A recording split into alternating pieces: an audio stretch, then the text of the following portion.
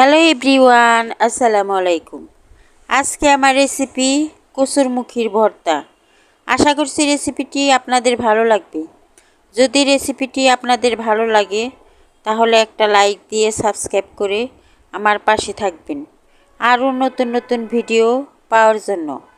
তাহলে আমি এখন শুরু করি। এখানে আমি কসুরমুখী নিয়েছি, ভালো করে ধুয়ে পরিষ্কার করে নিয়েছি। এই কসুরমুখীগুলো আমি এখন সিদ্ধ করে নেব।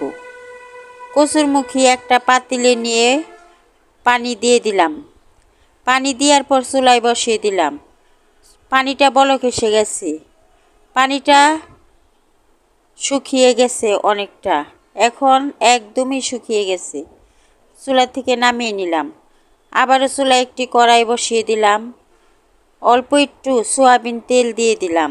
এখন শুকনা মরিচ দিয়ে দিলাম তেলের মধ্যে।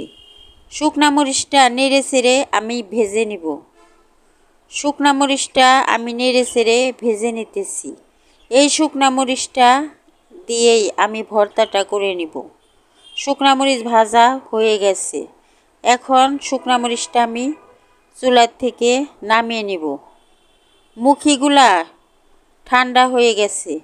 এখন এই কসুরমুখী আমি ভালো করে ছিলে পরিষ্কার করে নিব।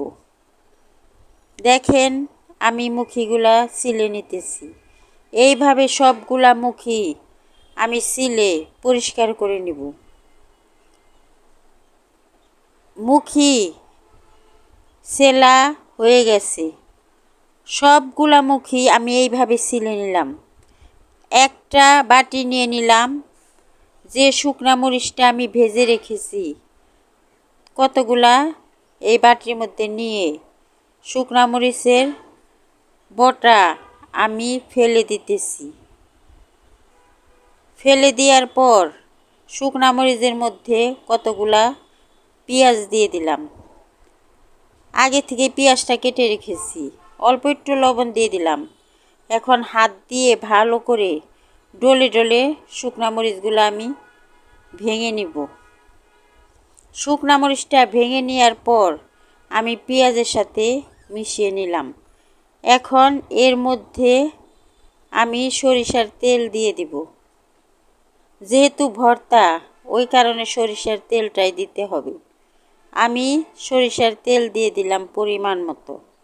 এখন হাত দিয়ে শুকনা মরিচ পেঁয়াজের সাথে মিশিয়ে নিলাম। যে মুখি আমি সেদ্ধ করে রেখেছি এখন তা পেঁয়াজের মধ্যে নিয়ে নিলাম।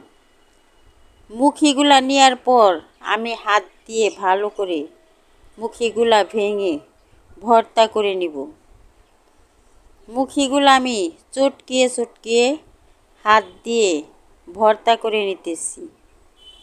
দেখেন কিভাবে আমি ভর্তাটা করতেছি। এইভাবেই মুখিটা ভর্তা করতে হবে।